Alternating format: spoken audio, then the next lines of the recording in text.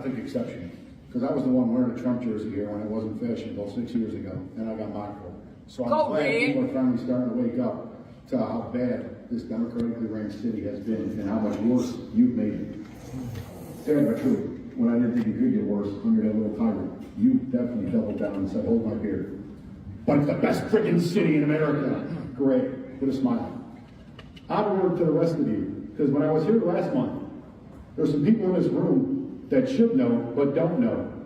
There was a 10-year-old lawsuit for a federally protected statute, FLSA, for overtime worked by police officers all the way back to 2014 when this city became a deadbeat and refused to pay them at that federal standard, period, instead of the lower Chicago police contract overtime.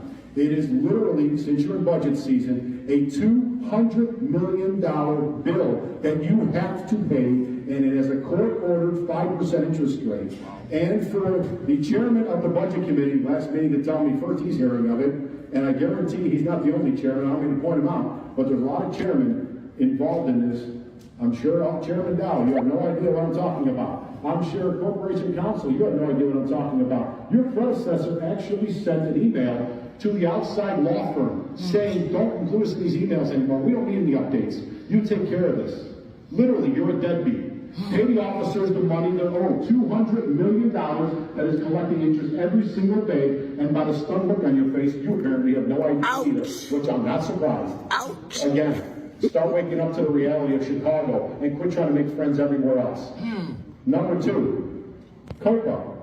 You literally have not only somebody who hates the police in your administration, but you have somebody working at COPA that should get the same treatment that she's given our officers for the 2+ years she's been in charge. She'll be on paid administrative leave, effective immediately. She should not be able to run the agency while investigation is going on at the Inspector General's office. That should be fair. And if you are supposedly fair, this body will take action to put her in paid administrative leave. Lastly, I'll tell you this. Alderwoman Harrison said something to the effect, when it comes to CPS, that we've been doing the same thing for decades. We need to blow the system up and do it right. If you give him his way, taxes are going up for everybody. I challenge you all to consider the fact and champion down in Springfield that teachers should be treated just like police and fire. They shouldn't have the ability to strike. They should have to go to interest arbitration to get their contracts upheld, because it is a public safety issue every time they threaten to strike and walk out. It is upheaval in this city, and enough is enough. They can get interest arbitration like it's good enough for police and fire. It should be good enough for them, and it will basically cut the legs out from underneath him what he's trying to do. That's right. I don't know if you can hear me there. Can you hear me? Hey, hello everybody. Welcome to Behind Enemy Lines. Obviously, I'm here alone. My smart, organized, coordinated partner, Paul Drabeck, has trick-or-treating tonight. Now that my kids are seniors in high school, I don't have to worry about doing any of that crap. So it's going to be me winging it alone. So that was John Catanzara. He is the president of the Fraternal Order of Police. Another example, if you notice what shirt he was wearing, it's another example of the frustration of ex-Democrats, ex-current union leaders, ex-union leaders, minorities, Hispanics, pastors that are fed up and tired with what's going on with these scumbag Democrats. So it was good to hear John stand up and confront Mayor Brandon Johnson. And he's challenging him about, I guess there's if y'all just saw the video, right? So there's like $200 million that's owed to them because they weren't meeting the minimal standards for Chicago police who put their life on the line all the time. But I'm not sure exactly when this clip came out. If any of you saw yesterday, Mayor Brandon Johnson announced that he's going to push for increasing property taxes by $300 million. So they owe, as you all just heard, they owe $200 million at 5% interest a year. So a big part of the reason behind them requesting that they increase this by $300 million is all the money that's going to these illegal scumbag criminal aliens. Yes, there's some legitimate families that are coming here, and there are some families that meet the criteria of asylum seekers, but people have to understand the majority of them are not meeting the criteria of asylum seekers. And the way it works out for those of you doing the asylum seekers for dummies, being that I'm a Southside dummy, No offense to the dummies on the south side. It's just me. So you're supposed to go to the next bordering country before you come in. That's part of this program. They're skipping over all this stuff. We have the Biden administration going to Panama now, flying people into the United States, to the inner parts of our country like Chicago, New York, Colorado. So many of these people aren't even following the rules of the asylum seeker program, right? They're coming right to America. And you know what? I don't hold anybody accountable that wants to make a better life for their families, right? I mean, all of us want and strive for that, right? So there's nothing wrong with that. But at the same time, that doesn't give you the right to come into our country illegally, not follow our laws, break our laws, go ahead of the line in front of trick-or-treaters. I got to turn this down here. Sorry. My wife's got that. I always hide in the basement, so I pretend I'm not here. So these people come in front of the line, right? And we have a lot of people that are legitimate asylum seekers or coming here or trying to come meet with their family, and they follow the laws and the rules of America, and some take years. And for those of you who haven't seen, my grandparents came back around 1920, something like that. And my mom just gave me documents from my grandfather and my grandmother who came from Italy, and they came through New York, and then they went to Boston. And it's kind of crazy that my grandfather had to sign a document that he pledges his allegiance to the United States of America. He's against polygamy. Who would have thought now? We got drag queens and transgender freaks that are normal, and they're coming into our schools. So who would have thought back then, whoever enacted these things, that my grandpa had to sign a contract before he came into the United States about polygamy, if they would have only known we had these freaks dancing around with our children as young as 2 years old. So he also had a You guys some more. Sir, hey. I asked you guys. What is that? That was actually the video. Yeah, that's not coming in till a little bit later, but that's okay. You woke me up, scared me. Got to remember, I'm a fragile old man here. So anyway, my grandpa had to sign these documents that he was going to follow the rules of the United States and stuff. These scumbags are coming in. They're not making them do anything, right? And then they put ankle bracelets on some of them, and then they're getting arrested in Oak Brook Mall over here multiple times, and then the ankle bracelets are found inside the cars. So we're not anti-legal immigration. Again, let me say it again, because we got all the scumbag liberal leftists in the rhinos watching. We are not anti-legal immigration. We're against illegal immigration. Another thing you guys hear from the left is that, oh, our process is broken. We need to fix the process. We need to fix, that's their excuse for letting us flood America with all these illegal scumbags, right? Our process is broken. So tell me, what is broken with our process? Is it that we don't allow as many illegals or immigrants, whatever the hell they want to call, or criminals or Trent-Largo gang members, that the Democrats want to flood and collapse our country? Is that what they mean? What do they mean? Our process is broken. What does that mean? We need to have control entry into the United States of America. No different than if you try to help a homeless family, right? And you could only sustain so much income to take care of this additional family into your house, right? So you have a nice Catholic family.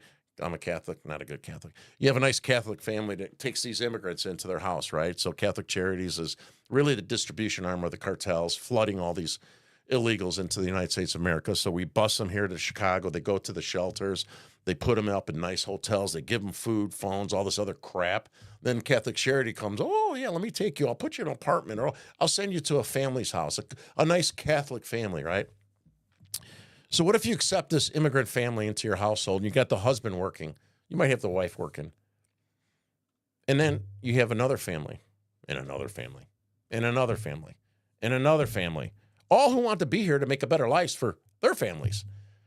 Well, eventually, the husband and the wife who are supporting this household are going to collapse. And they're not going to be able to take care of their own family, right? So until we could take care of every single one of our homeless, our veterans, children, minority children, sick, elderly, right? Until we could take care of these people first, us, all of us that contribute. I'm an old bastard now. I'm 63. So, when I go on Social Security, I mean, we're giving these scumbags more money than my parents are making at 85 on Social Security. So why is this even up for debate? And why are you demonizing people that say, hey, we want orderly immigration. We want it controlled. We don't want it flooded. Oh, by the way, we don't want guys that are fully tatted up, gang signs coming in as soon as they get off the bus from Mexico in Downers Grove, where that scumbag mayor Bob Burnett called them travelers. No, this is Trent Largo gang members. This is back in December. Travelers. People like that are destroying America. And I find it amazing because these people have children too. Right? I don't know what the hell they're doing for short-term political gains. They don't care about collapsing our country for their kids and grandkids. I don't get it. So sorry for the rant right there. So anyway, John Catanzaro was complaining about not having $200 million, 5% interest that are supposed to go to the police officers who are risking their lives to protect us. Not only that, they're working OT to try to protect us against the gang members that the Democrats are pushing into the city of Chicago, while at the same time they're asking for us to pay. When I say us, I'm talking. So you got a bunch of scumbags from the left. Oh, he lives in the suburbs. He doesn't live in Chicago. So I was born in Chicago. My dad worked for the city of Chicago. I lived one block outside of Chicago. I worked in the film business, motion picture studio mechanic in the city of Chicago for years, right?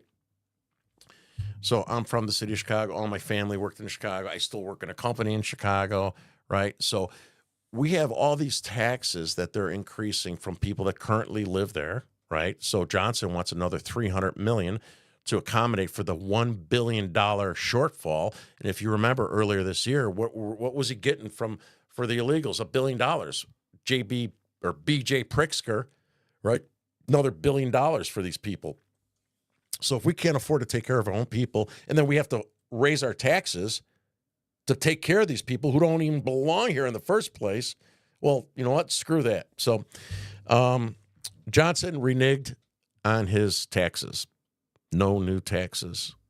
Didn't George Bush do that before, Jason? No new taxes, right? And oh my God, he got pummeled. So hopefully this is going to be used against him. Another thing that John mentioned about the teachers union. Did you guys hear that? The teachers union, Chicago Public Schools. If you guys remember, the other scumbag from the Republican side, John Curran.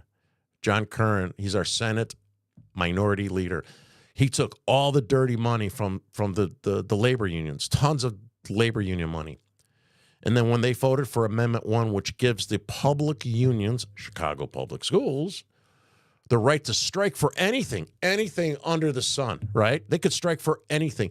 They made these union leaders more powerful than the politicians, right? They could strike for anything. They could strike and hurt these kids and do whatever the hell they want and try to spin it and blame it on not paying our fair share, they're suffering, all this bullshit. These people don't care about the kids. They used to when we were younger. They don't care about the kids. So John brought that up in his statement. And so now these teachers unions want housing for their people. They want equitable bullshit, all this other crap that has not. They should worry and focus about getting their kids reading at the level they're supposed to. Math. I mean, Jesus Christ, I think like 90% of them don't read at the level they're supposed to be. They're not the same math level. But these scumbags are worried about all this cultural bullshit before the children. Oh, I'm so agitated. You know, we have the election coming up in next week on next Tuesday, and we have so much at risk. And I don't think people realize how important it is that, you know, Trump has to win. I don't think that at the state of the Illinois level and the Republicans, I could be wrong. You know, Trump is going to do really, really well. I don't think he's going to win, but I think he's going to shock the nation on how well he does in Chicago and in the state of Illinois. But I think the Illinois GOP candidates in general, they're going to follow the same trajectory they had for the last 10 years. They're going to suck wind, right? Because the candidates, majority of them, I'm not going to blanket, you know, we got good ones in there, right? John Boris, Mark Rice, Christine Shanahan. So we have some good, and there's some others I forget about. But the most of them are like slugs. They're Nikki Conforti. I don't even know why she's running against Sean Casten. I hate Sean Casten. Hate the guy. But we have such weak candidates because the Illinois GOP has been so weak, so ineffective. All of our big money people left the state of Illinois. They don't even want to give to the state of Illinois, right? And so in this marriage between the establishment Illinois GOP, the people that are supposed to be like the head of the party at the state and national level. Well, what are they supposed to bring to this relationship with the grassroots, right? They're supposed to bring money and power, right? They raise the money and they create power from the money, from the positions that we get our officials elected in. Well, even them, they tell us we don't have any money. They tell us we can't raise money. They tell us all the big donors left. Everyone knows that we're in a super minority, right? Throughout the whole state, we're in a super minority. What does the grassroots bring to this marriage? They bring people and passion, people like myself and many, many, many, many other people in the state of Illinois, right? People and passion. We continue to bring the people and passion. So we have this marriage together, and our spouse on this side is ineffective. It's a lazy bum. They're sitting on the couch, drinking beer, eating pizza, watching Fox News, pretending they're Republicans. I'm joking, right? They're not that bad. I mean, they are that bad, but they're not. Their outcomes are that bad, right? Their outcomes, the results for us are that bad. So as we continue to fight, try to recruit people, it's only one half of the equation until these guys come and figure out that their strategy has not been working, trying to play it safe, middle of the road. Oh, let's work like John Curran. Oh, I'm in a D+4. I got to be careful. John Curran's a piece of shit, right? D+4. They didn't even run anybody against you last time. You know why? Because the unions gave you all that damn money and you said, hey, I'll vote for Amendment 1. What did you do? You voted for Amendment 1. Oh, what was the return? I don't know this. I'm allegedly saying this. So John Curran says, I'm worried I'm in a D+4. You just don't understand. You don't know what's going on. So if it's so dangerous and risky that you're in a D+4 where you refuse to denounce porn in my daughter and your daughter's school, Downers Grove, with the radical Marxist scumbags, that it's so risky that you simply couldn't help me and say, porn doesn't belong in our daughter's school. That's all I asked you, Curran. For Christ's sake, you're fucking 6'8", you played football, and you got no balls. You refused to say that. Then I find out you took money from the teachers union. So how are we ever, oh my God, I didn't turn this shit off. Sorry. How are we ever going to become a healthy fighting team when we got the leaders of our party taking payoffs from labor unions, voting for Amendment 1, taking payoffs from the Illinois Teachers Association, and then buying his silence to not even defend his own daughter, but just saying, yeah, porn's not right and it shouldn't be in the school. Again, we're not anti-gay. We're not anti-LGBTQ. You know, whatever those kids want to do, I don't give a shit. I could care less. But I do care when you start pushing porn into my kid's school. When you start giving, like the Downers Grove Library scumbags, and Mayor Barnett, that piece of shit that doesn't say anything, 2-year-olds in the Downers Grove Library, these scumbag Marxists that are running the library, all Marxist leftists, right? They just had a few months ago pride reading for 2 to 6-year-olds, right? Pride reading for 2 to 6-year-olds. So would you guys tell me, does a 2-year-old care about their sexuality? There's still, you know, some of the slow kids, my kids were really smart. They were out before 1 year, still shitting in their diapers, right? So you got some kids still shitting in their diapers, and you got these Marxist scumbags that want to force pride reading on 2-year-old babies. They're not children, they're babies, right? And so the left is controlling the narrative by a few loud, radical Marxists, while on our side, the Illinois GOP wants to play it safe. They wants to take it careful. Oh, John Curran wants to take money from the unions because he's in a D+4. Then he gets paid off, and it's like, okay, John, if it's so risky, why the fuck isn't anyone running against you, right? You didn't even have anyone run against you, but you're scared to say porn doesn't belong in your daughter's school? You're a piece of shit. Sorry. Sorry there, producer. Bleep, bleep. Usually I have Paul over here shaking his head, so I'm sorry. How much time we got till, oh, shit, we got to, oh, my God, I got, he hasn't logged in yet? So why don't we jump ahead to a couple of the screenshots. So I'm sorry, I didn't even tell you guys. Bob Fioretti is going to be here today. For those of you who don't know who Bob is, he's running for Cook County State's Attorney. He's going to take the spot that Kim Foxx, you guys remember Kim Foxx, that radical leftist Marxist scumbag who, Juicy Smollett, remember the Juicy Smollett case? She doesn't want to arrest anybody. She doesn't want to do anything to these criminals, right? So there's a woman named Eileen O'Neill that's running on the D side, the Democratic side. Eileen is a typical Democratic scumbag, right? And now it bubbled up that Eileen is a racist. Eileen is a Democratic, Chicago, Irish racist. She went out of her way to go after an 11-year-old child for charges of murder for an older white woman, probably a white Democrat woman. And so Eileen, what did she do? She aggressively went after this 11-year-old child and prosecuted him for murder. And guess what? He was railroaded. He was railroaded. So just Google search it so I don't have to spend a bunch of time talking about it. So what did that cause? What was the outcome of that? So as the Democrats within the city of Chicago, and you saw myself going out, and I have a bunch of ex-Democrat friends, just like myself. I was an active Democrat, just to be clear, because I know I got the scumbags watching me. My whole family was Democrat Union people, right? But the African-American folks like Pastor David Laurie, right? He's going to run for mayor of Chicago, Brother David. Devin Jones, he opened up the first ever Southwest Side Chicago in the city of Chicago, African-American-led Republican office, right? These people are big time running and voting for Republicans and Trump. I don't think they're passionate about voting for Republican candidates, for the reasons we discussed earlier. They suck. Not all of them, again. Not all. I don't hear lots of whining from my friends. So I think that's a big pivotal shift in what's going on in the city of Chicago, right? So I got John Catanzaro wearing a Trump shirt, turned Chicago red T-shirt, right? We heard the head of the Teamsters, my friend Joseph Martucci. I don't know if you're watching, Joe. Joe used to be the president of the Teamsters. Joe was the founder of the Italian American Labor Council, the Italian American Labor Council. And what is that? That is Italian-American, leaders of multiple unions, plumbers, carpenters, electricians, blah, blah, blah, blah, right? And he also was one of the founders of the Italian-American Police Association. Those guys, Joe Martucci, when I hosted an Epoch Times writer that came into Chicago last week, that's a whole nother story we'll talk about later. Not tonight, it'll take forever. And he spoke to Joe. And Joe is all in on Trump. They're all frustrated. They all know that the Democrats are ruining America. And to think about it, I'm still in a union, right? I'm in the Screen Actors Guild. I was a motion picture studio mechanic. My dad worked for the city of Chicago. My dad's a Republican. Mom's a Republican.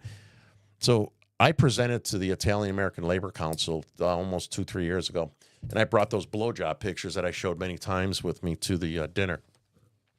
And I held them up and I showed all these different union leaders, Italian guys, right? It was pretty cool. And they were shocked, just like the parents that are not even aware that there's these whack job, blow job, strap-on dildos being sucked by other boys and stuff in their kids' schools, right? The parents in their own schools don't even know about that. So these fathers, these older Italian union guys are like, what the fuck? No way. That's in my grandkids' school. I swear to God, it was hilarious. 3 of them got up and walked away from the table and called their sons. He was like, is this stuff in my kids? It's funny as shit, right? One of the guys, there's so many people there, I didn't remember everyone's names, an Italian guy in the electrical union. He's like, yeah, I called my son. He's like, I'm in a tough spot here, with the Democrats and the state and all that shit. So basically, it's code for corruption, right? So you got the Democratic union leaders. And so I do, to an extent, understand, but I think if they push them a little harder, at minimum, they should tell these Democratic scumbags like B.J. Pritzker that stop pushing porn on my kids or we're going to fucking turn our backs on you. I told them that at the dinner. And, but it was eye-opening, right? That these, got lifelong Democrats like my father and stuff. And then this was on a Thursday right before BJ won, governor again. And a guy named Chicky, who's friends with Joe Martucci. Chicky was part of the Millwrights Workers Union. He was a retired gentleman. And Chicky called.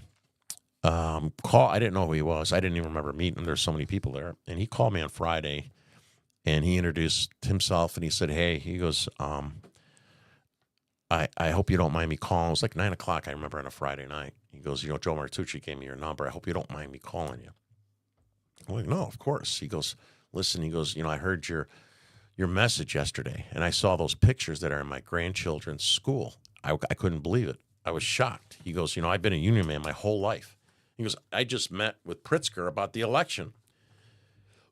He goes, I'm a father, I'm a Christian, and I'm a grandfather before I'm a Democrat or a union member. And that to me was a big deal. He goes, I cannot vote for B.J. Pritzker. He didn't say that. I said that, Pritzker, but he said his right name, fucking Pritzker. He don't even deserve being called J.B. Pritzker, B.J. Pritzker. So he said, I can't vote. I can't vote for the guy. I can't vote for him. And Skippy's a great guy. He came out to some of my events, and it was pretty cool. And when I closed out my my comments to all these older union leaders, and I said to these guys, and I think the reason I'm telling you this story, when I saw Kent Zera there in front of Mayor Brandon Johnson, it was nice to see him calling him out in front of everybody, right? So when I did my closing statement, I said to all the union guys, I said, listen, guys, it doesn't matter if you're a union leader or a doctor or a salesperson like me, right? It doesn't matter what you do for a living. We're all working to try to make money for our children and our families, right? All of us.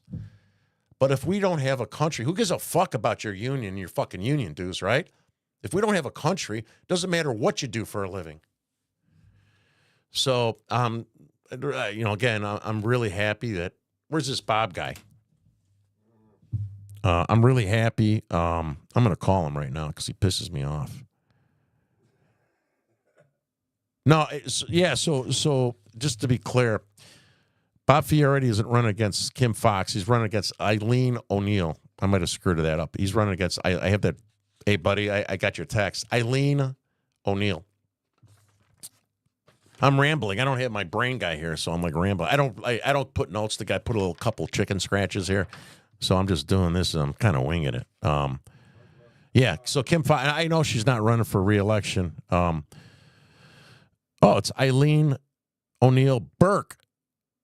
Burke? Is she related to the Burks? Regardless, she's a scumbag. And so thank you for that, buddy. I don't want to mention your name, might cause you problems. All right. Let me call this Fioretti guy. You know what? He blew us off last time. I'm going to give him shit if he don't get on here. I'm trying to do him a favor. Hold on. Hey, why don't you put on one of those pictures I got there? Throw that up there. Oh, Trump train. Hold on a minute. Hold on. What? Can you talk to that while I'm calling this guy? Hey, Bob, are you joining in? I'm joining in 2 minutes. 2 minutes. All right, bye. He's joining in 2 minutes. All right, I got this. All right, there's a Trump train. You guys could read. I don't have to read this stuff off to you, right? We're going to end up in Oak Brook Mall, but 2:30, departing at 3 in Aurora, Naperville, right? Is this going to be on the website? Sure. I think you don't know either. Yeah, we'll put this on the website. Lisa, Jennifer, put this on the website, all right? So we're going to do a little Trump train, drive around the libtard DuPage County areas in support of Donald Trump, all right? So if you can make it, that'll be great. I think I'm going to be there. And we're going to make some of the snowflakes cry, right? So, please try to go. What else? Oh, a couple little things while I'm burning time waiting for this Fioretti guy. Our event, our Lincoln Trump dinner was way better than the establishment rhino scumbags that was ran by Bob. Well, Berlin's a good guy. I'm sorry. I shouldn't say that. John Curran, Novak, Mendick, Sheriff Mendick, in case you don't know him. And we crushed them. They had like all these gift baskets they were supposed to auction off. They didn't even have enough people to like donate towards their gift baskets. So it's a beginning of the end for those scumbags. Another sign is, if for those of you that attended our Border 911 event with Tom Homan, who was on our show a few weeks ago. It was a great show. If you didn't see it, go back and look it up. And we need a lot of you people to go on Rumble if you're watching us on Facebook or wherever. So we had Tom Homan a few months ago. And we had the Border 911 team. We had Sarah Carter from Fox. We had the whole slew of people. We had it in the Southwest Side. I did it on purpose. That's where I grew up. I wanted to do it in the heart of the liberal, Democrat, blue union neighborhood. just the, being a cocky dago from the South Side, right? Just like I held our event right down the block from Kearns and theirs. And it was sold out. It was a really good event. We sold out. So this is another example of how the establishment is a sinking ship into irrelevance. My girlfriend, Jeannie Ives, I'm being sarcastic. I can't stand the woman. Arrogant, has been. And I'll tell you why I don't like her.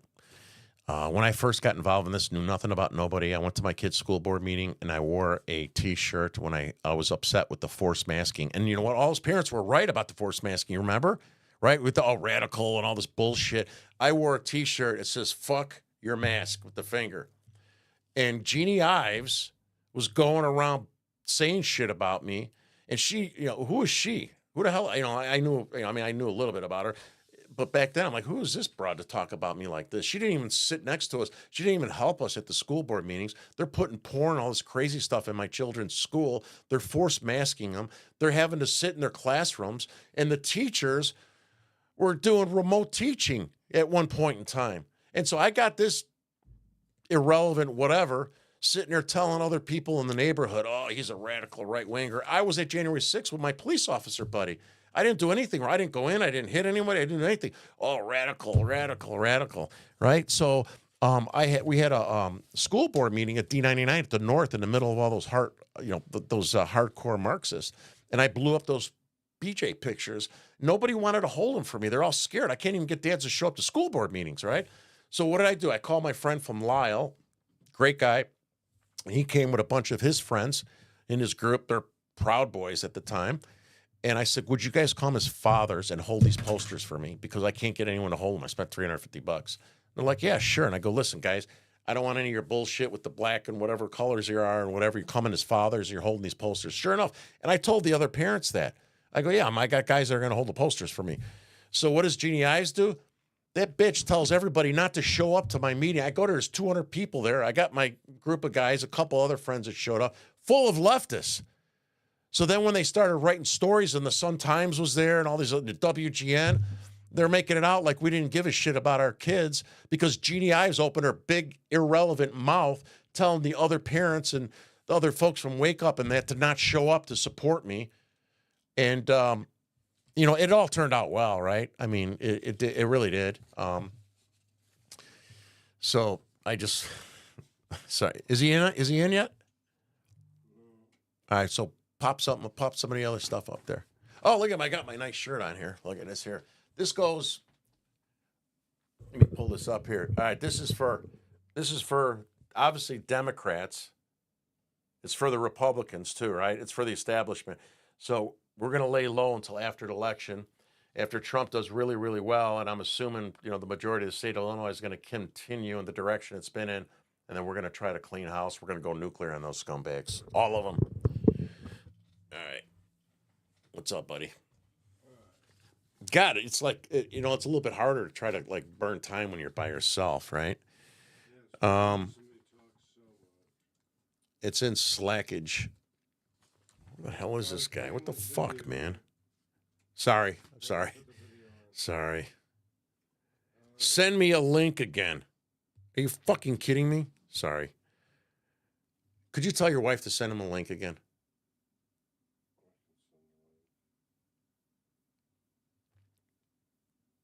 Sorry. Okay. What else? Oh, so get this. Last week, and we were supposed to talk about this after Fioretti and whenever he decides to get on here. When I was hosting this 71-year-old man from the Epoch Times, very conservative, very nice man, right? He's conservative politically. He's a conservative man. He was a Baptist minister. I took him all over the place, right? So I took him to meet Pastor Dr. Shando in Little Village. It happened to be a day they had 25 pastors from the Hispanic community at a church, and he got it. It was awesome. So his story is with the national editor right now of Epoch Times, waiting to get it reviewed and published. Got to hear from these Hispanic people. So everyone knows the Hispanic people in Chicago typically were Democrats, right? And you should hear these guys. And Dr. Shando had to translate for almost all of them. Oh, he's here. Oh, okay.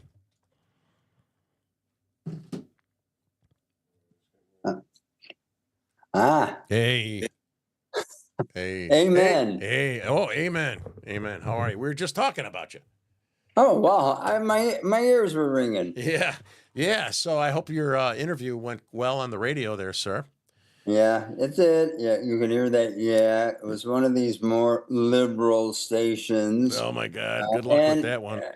they focused on January 6th. Oh, you should have had me on there. I'm like, I'm scratching my head. Yeah. So Yeah. Oh, you know my how that. God. I would have loved to be on that one. You know, I was there. I didn't get in trouble. I didn't do anything wrong. I went there for, just so you know, I hope this is not causing problems for you. I was there for two things. One, to see the president speak. Two, to protect people from being beat up. That's it. You know, but then Mhm. they say we're all I had nothing to do with any of that crap. But you know, I mean, I wouldn't have went down there if I knew that stuff was going to happen. But they Right. labeled everybody that goes to see our president speak. And I was there with a police officer from Cook County. He just retired. You know, I grew up with the guy, and as a matter of fact, he's the one who wanted to go. So God, I hope you did that well and were able to manage through that bullshit. Yeah, So I did. thank you for calling. I was talking a little bit about Eileen O'Neill. I think I accidentally said Kim Foxx. I forgot to transition to Eileen O'Neill. I talked a little bit about the 11-year-old kid, a little bit about Jesse Jackson, but obviously you're here on the show to talk about yourself and talk about. He keeps bitching about my camera. My big Italian knows I always hit the mic, so I got to move it, and then he tells me to move it up. So, why don't you take this opportunity, because we got a lot of local people, watching us here, and we put it on Facebook this time because Facebook is typically like knocks Republicans off, but being that you're a nice, well-mannered Republican, I don't think we're going to get knocked off today.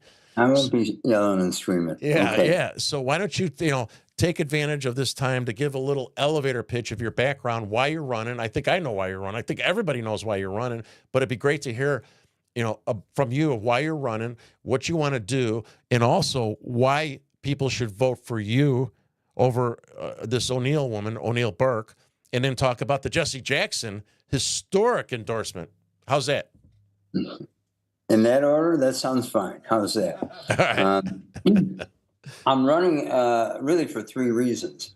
One, to restore the rule of law, which is not prevalent in this city, this county, and really almost in the state of Illinois. But I am not running for Attorney General. I'm running for State's Attorney of Cook County.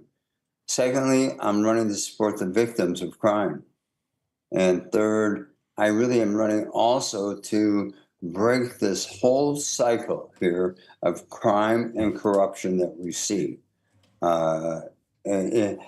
have, and I just want to point out for an aside, we have about 135 suburbs. We have, and then coupled with the city, we have about 150 different police agencies here in Cook County, and people don't realize that. Even the Tribune, which did not endorse me, and I knew from the first question that they were going to ask, because they were puppets of the Democratic Party, and a lot of it of the wrongful conviction movement, said to I knew they weren't going to endorse me, but they even said I am more qualified in the interview than my opponent. And why is that? I've been appointed by an assistant state's attorney in Cook, Will, and DuPage counties. Some are Democrats, some are Republicans that appointed me to represent the people of their counties when they had a conflict. I've been appointed by attorney generals as a special assistant attorney general in numerous cases in the state on conflicts and otherwise. And again, both Democrat and Republican attorney generals have appointed me. And not just a few, probably if I add it all up, maybe close to 100 cases. My cases have changed laws. They've changed policy practices in police departments. They've changed the adoption law here in the state of Illinois and getting a baby back, and which ultimately changed all the adoption laws across our country. A lot of people say, I had my differences with Daley and Rahm, twofold. I voted against, they each had 4 budgets that I can vote on, and I voted against 3 of them each time. Why? Because they were the originators of the defund police movement. They didn't fill the vacancies, and they didn't provide enough resources for our police and fire ultimately. However, I brought $370 million of infrastructure to my ward alone. I'm the only alderman that brought 8,000 jobs. I put a Costco, new police station, a Target, a Trader Joe's, a Pete's, and we hired from the community. I helped bring the United airlines people to the Sears Tower. And I thought that was a bold move because the South Loop and West Loop at the time did not have a lot of people coming into it. They did not have a lot of people moving in. And I thought, looking at the demographics, I said, and there were a lot between 25 and 37, I said, if they're looking out the windows, instead of living in the suburbs and they look at the South Loop and West Loop, they're going to say, hey, I really want to live here. And that's what happened. A lot of them lived here. Mhm. I've created Operation Safe Passage, which is used at many of the schools to protect our kids. Unfortunately, that we need that, given the gang violence. And this year alone, we probably hit 2,800 people shot in the city by the end of the year, and probably close to, if not 500 people would have been killed. Why is that important if you live in the suburbs? Well, the first 30 minutes in a ER room on a shotgun victim or shooting victim is $50,000. And that was pre-pandemic. It's probably higher now. Wow. But $50,000. That's Who crazy. pays for that? Yeah. There's not enough people in the city of Chicago that pay for it. So the people in Chicago throughout the suburbs pay for it. And that's why you'll also see the problems with our property tax system, which is a corrupt Democratic stronghold. We saw it with Ed Burke. We're seeing it with Mike Madigan, and what happens with that. And we got other legislators that are still using that to put money in their own pocketbooks instead of realizing that they have a conflict or their family has a conflict on that. Bob, is your opponent related to the Burke, or is that a different Burke? That is a different Burke, but Yeah. her father-in-law was a judge for 50-some years. She paid Burke, Madigan, and Preckwinkle $43,000 to be appointed to a unopposed appellate court position. Probably at the time she was appointed, it was 205. It's now paying about 215 or something like that. Not a bad turnaround for your $43,000, especially if you're going to run unopposed.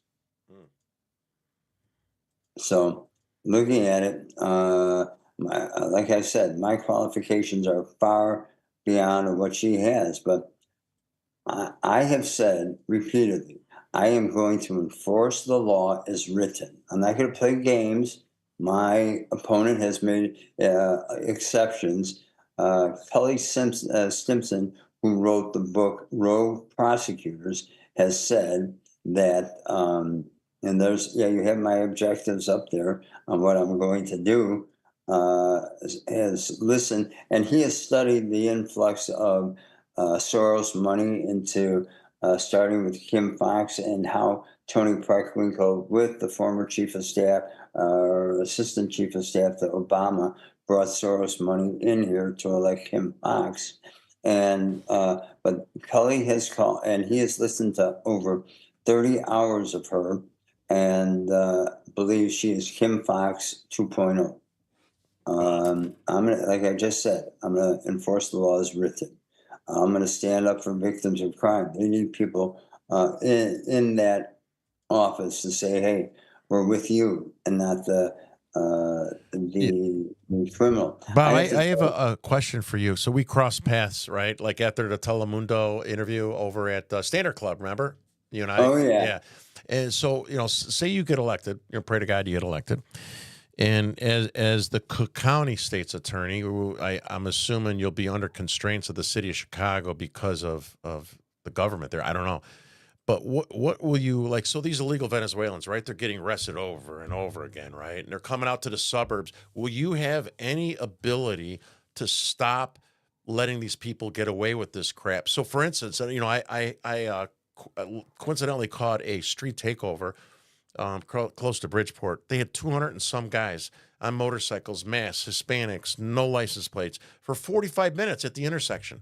And I talked to my cop buddy. He's like, yeah, we're told to leave them alone and not do anything. stand down. I know. Well, first of all, again, I think you have to enforce the law as written. You don't play. Granted, some people are doing a misdemeanor, and yeah, you enforce that and try to get them, especially nonviolent misdemeanors, into our certain diversionary courts that were established long before these progressives came into play. Okay, but I say this because Kim Fox's office charged the two people that beat a woman and her boyfriend or husband with misdemeanors on the public way. They suffered great bodily harm. She lost her baby. They should have been charged with felonies instead of a misdemeanor. I mean, really, what are we doing? If that's how this revolving door happens, 32.9%, according to the Chicago Cop blog site, said that people being arrested, 32.9 are foreign born. So start charging them. Let's start cooperating with ICE to get this over, and see what they have to say about certain things. Yeah, I have a question for you, Bob. You hear about the crime statistics, right? And you hear about the FBI, and oh, crime's going down. Oh, these immigrants create less crime than us. So from all the FOIAs I got, that's total bullshit. They're like, at the Standard Club, there was 706 crimes, police incident reports in 12 months, right? So we know that's bullshit. I guess my question to you is, are you aware, do you know, like the crime statistics? Of course, Brandon Johnson and Pritzker are going to do their best to pretend the crime is less than it is. I'm assuming, based on what I hear from my police officer friends, when they're told to not go after these guys in a street takeover, and all the crime stats, if they were accurate and realistic, would be much higher than what we're being told in Chicago and Cook County. Is that a fair statement or not fair? Now, how about it's an accurate statement? Okay. Not even fair. Yeah. Fair, you have wiggle room. Absolutely. 1 year. I had a resolution in the city council. Gary McCarthy was the superintendent. It was done on a Friday in August of the year. We finally were able to call it up. And everybody thought the press wasn't going to cover it. It was right in the middle of a vacation time for everybody. Well, he had to come up with why they had so many inaccurate crime statistics. And Gary and I did. He did not want to ever talk to me again for quite a while. So by bringing that up. So if you get elected, look what the FBI did a week ago. Yeah. They finally fessed up that their numbers were being suppressed. So there was a lot of BS. Yeah. So if you get elected, right, and so for those of you listening, right, you got Cook County, all the suburbs, that Bob mentioned, right, but within the epicenter of Marxist radical leftists and the police that are controlled, the Chicago police, do you have any ability to help try to get an accurate estimate, even within the city of Chicago, or are you going to be constrained because of the politics of Johnson and the leftists? You know what I'm saying? You understand what I'm saying? I understand what you're saying, but hey, I was nominated or said to be the most independent alderman that really was ever in the city council. People talk about Dick Simpson. Well, no, people said Bob Fioretti surpassed him for one, independence, and two, building coalitions to get legislation through the city council, despite the fact that the guys that are leading the mayor's office was opposed to it. And sometimes I worked 2.5 years on some of this stuff. I am going to make sure that we have that the people of the county of Cook are accurately informed of what's going on every day. Yep. So I'm sure the people that are listening would love to hear the backstory, the story about Jesse Jackson stepping forward. I mean, this is historic, right? You should be proud of that. It's a big deal. I am. First of all, I think somebody approached me out of the staff, said, "Hey, you know what?" And I've gone to push meetings. My wife and I have both gone to Operation Push. Sometimes on our Thanksgiving stops on helping those that are. He always feeds the veterans on Thanksgiving Day. I've been down there in the line helping. One of my many stops that we do on Thanksgiving. So I've known him for a number of years. I've known him as a more in line with education on what I believe that everybody should have a good education. He, at the beginning of every year, has a small card that lists 6 requirements for parents, 6 or so requirements for teachers. Mm-hmm. And among them for the parents, they have to know the cell phones and know their teachers. They have to tell their kids to put down the cell phone for at least 2 hours a day, and they have to study in the house. They have to know a variety of other requirements. Mm-hmm. I believe in all of those, and I bet every one of your listeners does too. At the same time, on how the teacher and parent and students interact, mm-hmm. I think each and every item that he took, I wish I had the card in front of me, mm-hmm. You'd all be surprised, because I do believe education is a key. Mm-hmm. And I serve on the George M. Pullman Educational Foundation. We give 25 25 scholarships a year to kids, especially from the south and west sides. And why is that important? Because we now give 102 this year. Every year we give them out. And we call each and every one of the students once a month to see how they're doing, mm-hmm. to make sure they don't stub their toes. They're going through college. Yeah. So speaking of the students, I'd like to get your opinion. You know, so Brandon Johnson and his teachers union are removing police officers from the schools, right? And I know you're very familiar with what's going on with these illegal immigrant shelters, and some locations have 5 security guards or more, right, to protect people that don't belong here. What is your thoughts about the money that's being spent by the city of Chicago to put like security guards to protect these illegal immigrants and sometimes many gang members, while at the same time they're pulling them out of the schools where the children are sometimes in bad neighborhoods where there's gangs and other crimes? What is your opinion? Do you think they should be put back in the school to help protect these kids or not? Well, I went to a Catholic school, and we're all saints there. We never do any wrong. Right? Yeah, right. But it was an all boys school. But we had a police officer there every day. Yep. And sometimes we had 2. And so we saw the effect of a police officer being on the premises. And, I believe in the more police we have on the streets, the better it is. I agree with you. I'm glad you said that. It wasn't a trick question. I was hoping you said that. I graduated Oak Lawn High School in 1979. And I think it was my junior year they started putting police officers in the school. I think at Oak Lawn they did it because I was there. That's a joke. I was just going to say, yeah, you must have started a trend, right? Right. So, the problem that we really have with the migrant shelters is not the amount of money we're giving to them. I go past, there's 5 of them within my area. The Standard Club, mm-hmm. Down in Canal, the one on Ogden, the one on Halsted only has a few people in that hotel. And I know there's another one that I go past all the time.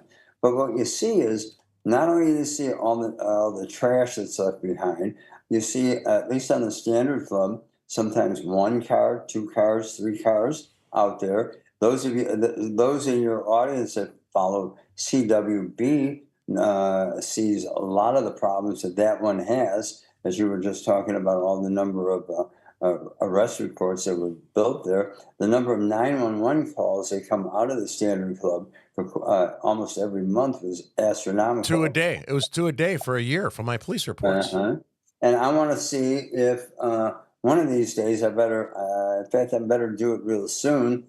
And, FOIA the Chicago Board of Elections and see if anybody at these locations have registered to vote. Yeah, I mean, actually, that's a good idea. You gave me a good idea. I'm Mr. FOIA now. Good. So you can start and then get back to me. Yeah, I will. I'll do that. Yeah, I wish I had a little more time before the election so we could use it to help you. So last week I hosted a Epoch Times reporter came in for 3 days. I took him around. Dr. Shandell, you know Dr. Shandell, right? Sure. We went to Little Village, met with 25 pastors there, the Hispanic guys, and you probably know this better than I. It was my first time, and Doc had a translate for us. Those pastors are upset with what's going on in their community, upset with the illegal immigration, right? And then I took them to some of my ex-gang member buddies, and then we went to the center in Lakeshore Hotel overlooking Lake Michigan. Are you familiar with that one?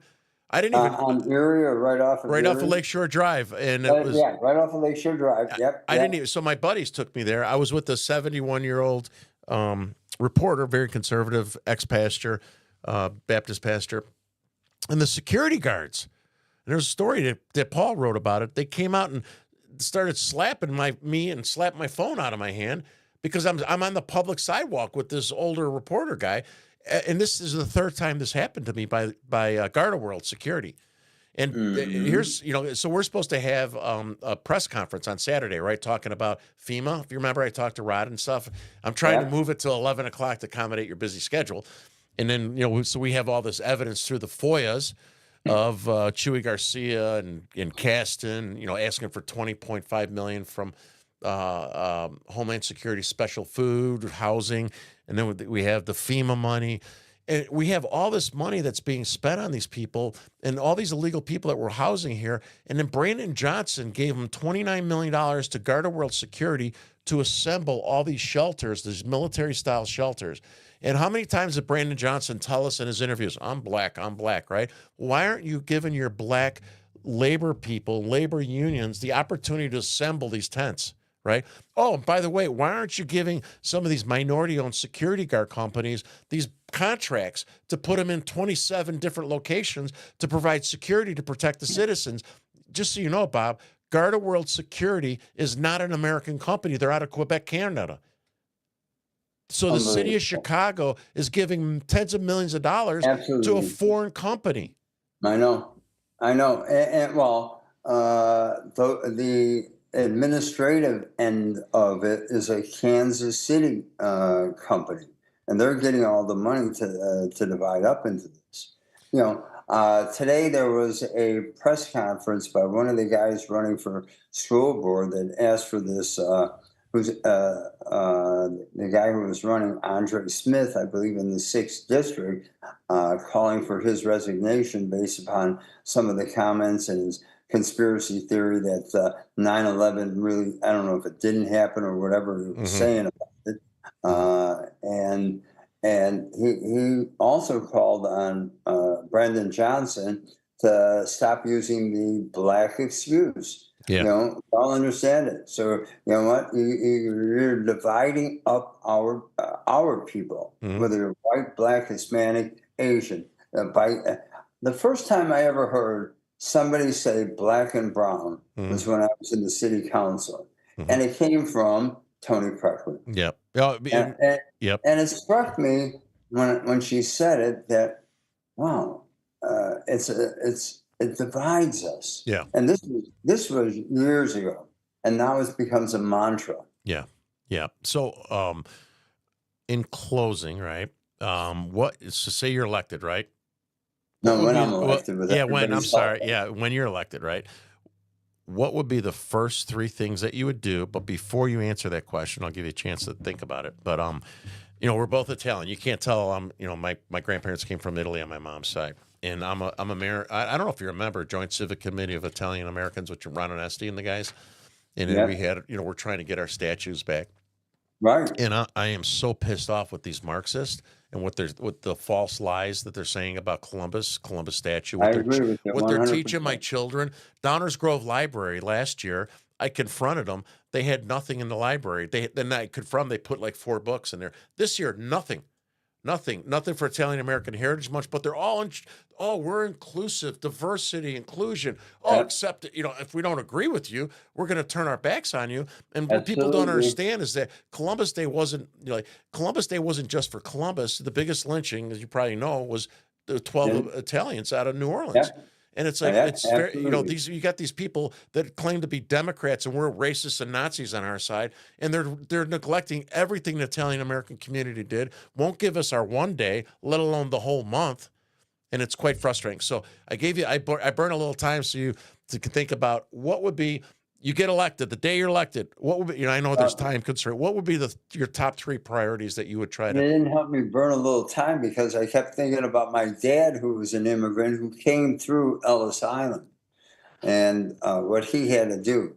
And he was about 7 or 8 years old. Mhm. When he was in 6th grade, his father passed away, and he had to go to work to raise the kids. Mhm. Uh, and help raise the kids of my grandmother. The first kid that was born here, my grandparents named them Americas. Oh, right. So, before I was burning time before you jumped on, and my grandpa came through Boston from Italy, they came from Naples to New York through Ellis Island, and they went to Boston, and my mom just gave me the papers a few weeks ago. My grandpa had to sign his allegiance to America. He said he's not against polygamy. He had to renounce. There was a king of Italy at the time. I didn't even know that. He had to renounce that. They wrote it in there.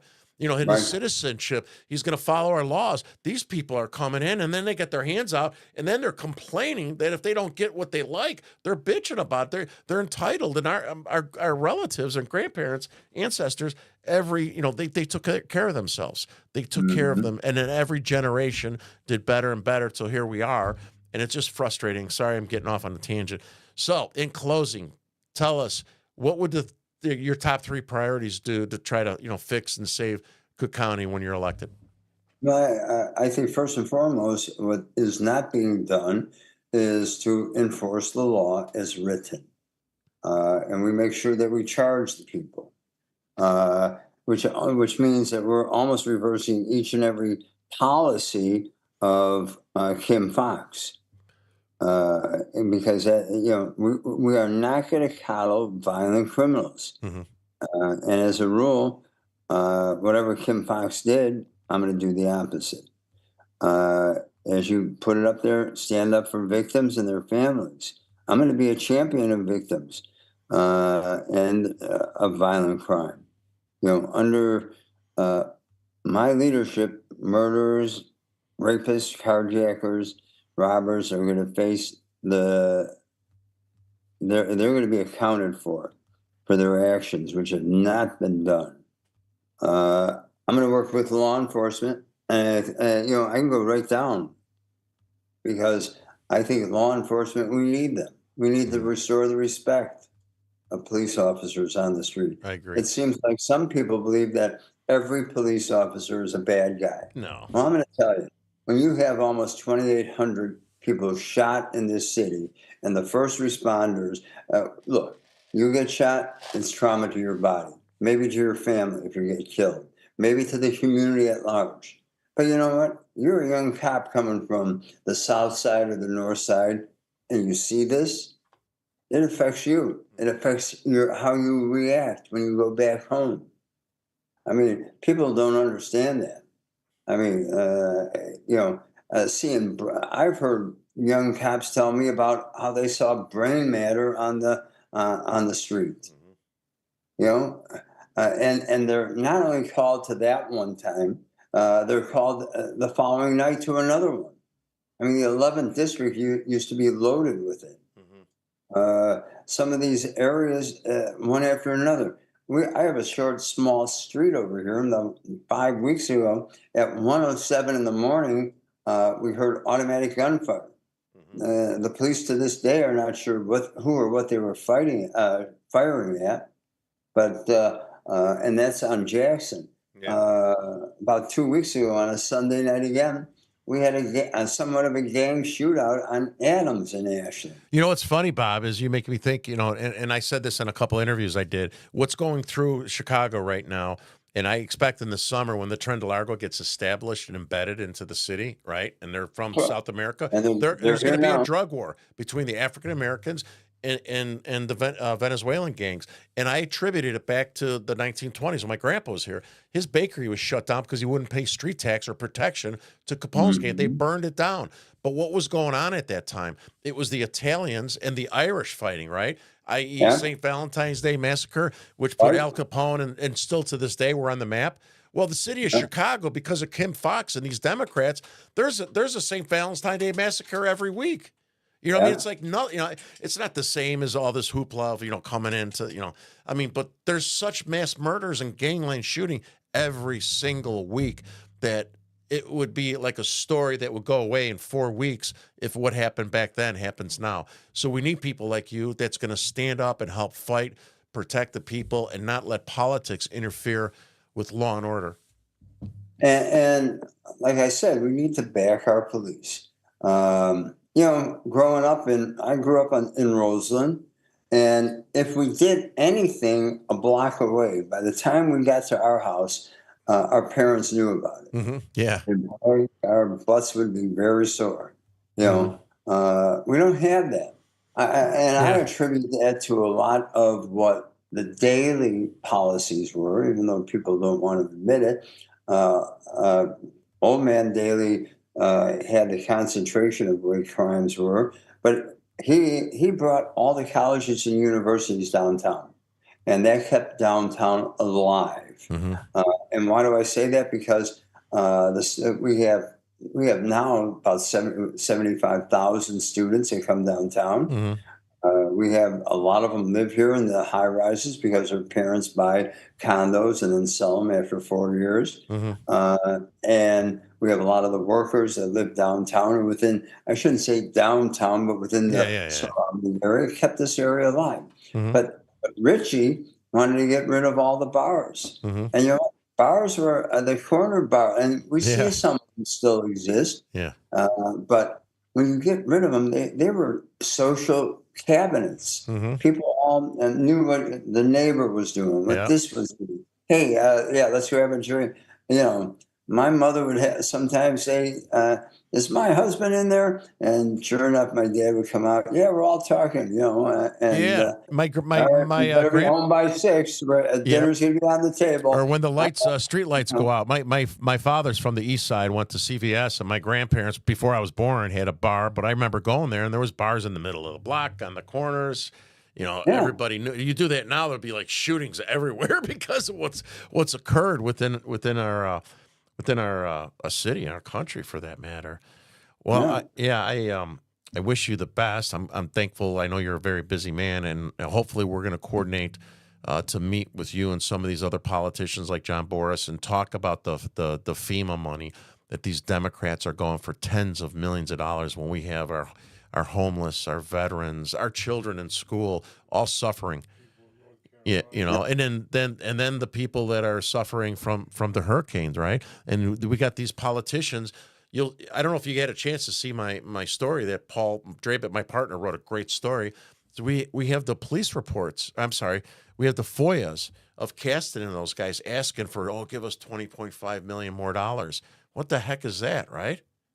I know, and I worry about registration to vote. What they're doing. I want to see certain things. We're about to file a lawsuit right now about how the Chicago Board of Elections and on what they're doing in terms of sending the wrong envelope out for the people for mail-in ballots that talk about you have to declare what party you're affiliated with. Mm-hmm. Well, that leads to a lot of confusion, and the county is not processing fast enough mail-in ballots. And we just had a candidate whose daughter had applied several weeks before for a mail-in ballot because she goes to school down in, I believe, North Carolina.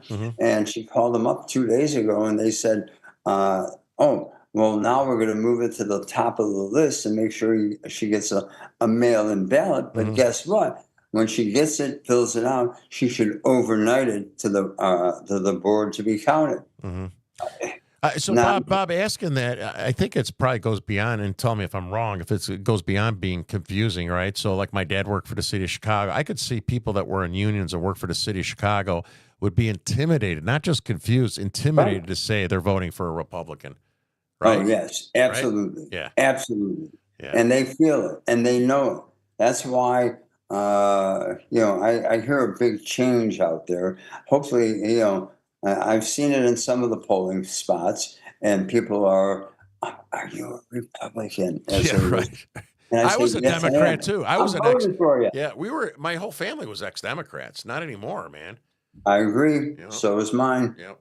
So is mine. Hey, my first ballot I ever cast was way back when, and a primary when I drove all the way up from Champaign to vote in Roseland, and I made it. It was about 5:30 when the polls were only open from 6 to 6. One day, there wasn't a lot of this early voting, all this seasonal voting that you can vote anytime you want. And I say that I voted in the Democratic primary. I was a Democrat for a long time because of but as the party has left many, if not all of us. Yes, it has. It has no fiscal responsibility. It doesn't embrace family values. It doesn't embrace God and country. And you know what? It's time for a change. And it doesn't embrace common sense. But thank you very much for your. I'm honored to have your time here. I wish you the best. Thank you, and to everybody that's listening. Please vote. Thank you. Yes, please vote for Bob in Cook County. I'm Punch 55. Punch 55 for Bob. Thank you. See you, buddy. Thank you. All right. See you then. Thank you. Okay, that was good. I know we had. I'm trying to get out of your way, so hopefully I can. All right. Maybe. All right. So that was good. I wish the guy best. It's a huge Democratic machine. Oh my God, right? So, we'll find a way. Yes, I hope you so. You can't man. get rid of me? No, yeah, what the heck are you doing, we know Jason? we're in trouble. Don't My do wife is coming over. Oh no, don't do anything wrong on camera. Hey, hello. See you, buddy. All right. Yeah, so he's got man, I hope to God he wins because we need to get rid of this Kim Foxx bullshit. So I know we had some other stuff we're going to talk about, Jason, but you know me, I don't think we need to talk about it, right? We could talk about it next. We have some big stories coming up, you guys. Mr. FOIA over here. Wait till you find out. It unfortunately won't come up. It won't happen till after the election, right? So thank you for listening. I didn't have my brain here, Paulie. So hopefully you enjoyed the show, and I hope I didn't swear too much. Oh, my pillow. Hey, this guy needs more pillow money than us. Holy shit, man. I heard he's having a hard time. So if you go to mypillow.com and do Bell 1776, we get like some couple quarters per pillow or something. I don't know. We get something. But Mike is a good guy. He sacrificed. He's being pummeled by the left, and I hope he survives. He's having a really, really hard time, and we need to support that guy. Oh, tomorrow. Sorry, last thing. Promise, Jason. Tomorrow, any of you guys that were members of Parler, remember Parler? Do you guys remember Parler and the left went after him? Social media. I'm going to be one of their first guests on Parler tomorrow. I'm excited about it. I do have Parler now. I'm going to have to build that social media site up, Parler. So look it up, and we'll push it out to you guys. And thank you very much for watching us. For those of you who are watching that are not watching from Rumble, please go to Rumble and start following us. Those scumbags from YouTube are punishing us, as well as many, many other Republican speakers. So please go to Rumble and start following us Behind Enemy Lines at Rumble. We're the #1 search under Rumble for Behind Enemy Lines. Thank you.